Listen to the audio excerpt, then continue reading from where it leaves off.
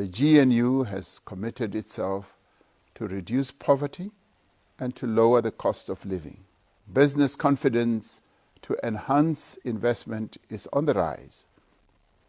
International investor sentiment towards South Africa has improved. The country has now gone for 280 days without load shedding. My fellow South Africans, as we prepare to enter the new year, we look back on 2024 as a year of change and progress. We marked 30 years since becoming a free and democratic nation on the 27th of April 1994. We celebrated the progress made in building a society founded on the ideals of freedom, equality, and human rights. On the 29th of May 2024, we held our 7th democratic elections peacefully and freely. As the people of South Africa voted for the representatives of their choice, they gave voice to their concerns, their aspirations, and their expectations. Our people, through their votes, called on political parties to put their differences aside and to work together to put South Africa first. As elected public representatives and acting on the outcomes of the elections that gave no single party an outright majority to govern South Africa on its own, we heeded the clear message from our people. We established a government of national unity, bringing together parties from across the political spectrum. This government of national unity, GNU, made up of 10 political parties, committed through the statement of intent it adopted to grow an inclusive economy and to create jobs. The GNU has committed itself to reduce poverty and to lower the cost of living. The parties are all working to strengthen the capacity of the state and to deliver services to our people. The outcomes of the May 2024 elections and the establishment of the Government of National Unity have really enabled South Africa to enter a new era that holds great promise. Our economy is slowly but steadily improving. More South Africans are finding jobs. Inflation has been falling, making essential goods more affordable for households. In 2024, South Africa achieved its very first primary budget surplus in 15 years. Public sector investment has risen for another straight year. There is increased investment in roads, in rail, public housing, energy, water and sanitation infrastructure. Business confidence to enhance investment is on the rise. International investor sentiment towards South Africa has improved, with more companies seeking to invest or expand their presence in our economy. As this happens, more jobs will be created, more livelihoods will be supported, and more local businesses will be sustained. The far-reaching economic reforms we started in the 6th administration are beginning to show results. We are emerging from a debilitating energy crisis that caused immense hardships for our people, households, and businesses. The country has now gone for 280 days without load shedding. We continue the work to get more power onto the grid, to drive massive new investment in electricity generation, and to establish a more competitive electricity market.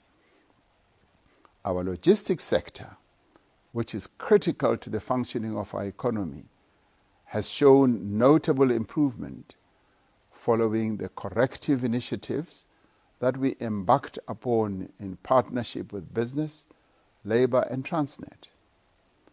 Our ports have reduced long delays in handling imports and exports, and rail freight is flowing more efficiently. This will encourage greater investment and make them more efficient. Through the partnership between government and business, and through the ongoing cooperation with social partners, including labour, we are making real progress in removing the obstacles to faster growth and job creation. This has been a year in which we have intensified the fight against crime through the focused execution of Operation Shanela, Operation Vala Umgodi, as well as operations against the construction mafia. Our law enforcement agencies are decisively dealing with organized crime. They're also dealing with illegal mining, extortion at construction sites, and other priority crimes. As a society, we've continued to focus our attention on the fight against gender-based violence and femicide. We have strengthened the capabilities of the criminal justice system and improved support for survivors of gender-based violence. However, our primary focus must remain on the prevention of gender-based violence against young girls and the women of our country. Working with civil society and other partners across our society, we continue to call upon men and boys to stand at the forefront of changing attitudes and behavior towards the girls and the women of our country. We continue to intensify the fight against corruption and state capture. The Investigating Directorate, which has now been established as a permanent entity in the National Prosecuting Agency, the NPA, currently has a number of corruption cases in court and has charged several accused individuals. In this 30th year of our democracy, we've taken further steps to advance our constitutional mandate of upholding equality, human rights, and social justice. We signed into law transformative legislation like the National Health Insurance Act and the Basic Education Laws Amendment Act. The implementation of these laws will provide greater access for all South Africans to decent health care and quality education. Just as we attained our freedom through the support and solidarity of many peoples and nations around the world, we continue to stand in solidarity with the victims of injustice in other parts of the world. We have stood firm in our support for the struggle of the people of Palestine. As the conflict in the Middle East continues, as genocide is perpetrated against the people of Gaza, and as Israeli hostages remain in captivity, we continue to call for the cessation of hostilities and the release of hostages. South Africa's sportsmen and women have done our country proud in the sporting field as they have flown the South African flag high in various parts of the world. We are grateful to the athletes who brought us glory at this year's Olympic and Paralympic Games in Paris. We are proud of our nation's artists who hoisted our flag high on the global stage. We congratulate the nation's pioneering artists, filmmakers, writers, and cultural workers who have excelled in their respective fields, achieving awards both here at home and abroad. This has been a year of triumphs and great progress, but it has also been a year marked by tragedy. the deaths of innocent young children in Soweto and other parts of the country who lost their lives earlier this year from eating contaminated foodstuffs pains our nation. We reiterate our condolences to the families of the children who passed on. We remember the many lives that are senselessly lost to violence every day. We are deeply saddened by the negligent and unnecessary recent deaths of young men at initiation schools in the Eastern Cape. Our thoughts are with the families that have been left destitute in the Western Cape after devastating shack fires destroyed their homes and belongings. As individuals and as communities, we must lend our every effort to helping those affected by these terrible events. We will work with our law enforcement agencies to ensure that our children are kept safe. We will continue to make the streets of our country safe. As another year draws to a close, we pay tribute to all those who continue to serve our country. We thank our nation's educators who support, nurture, and guide our learners in the quest for better education.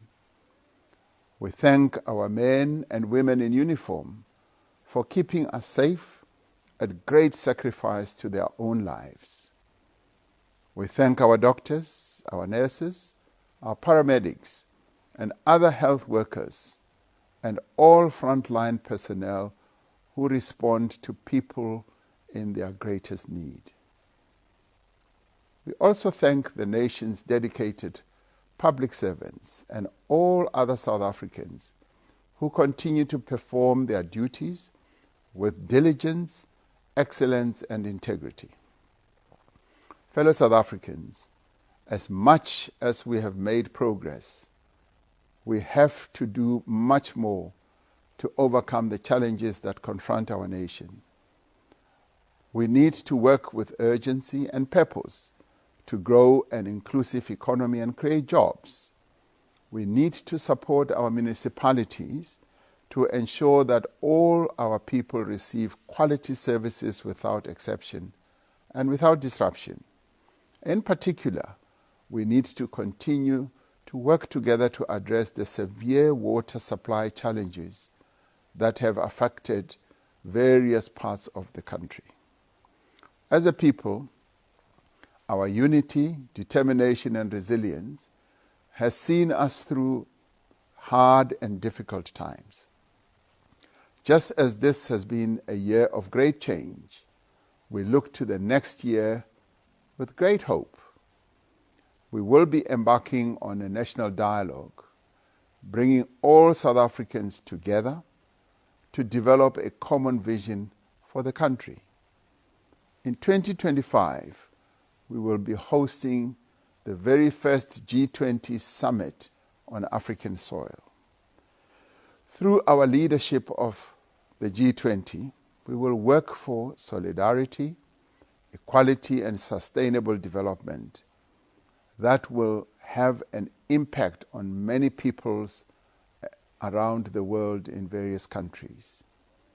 As we embark on a new year, I call on each and every South African to be part of the journey towards a better future for all.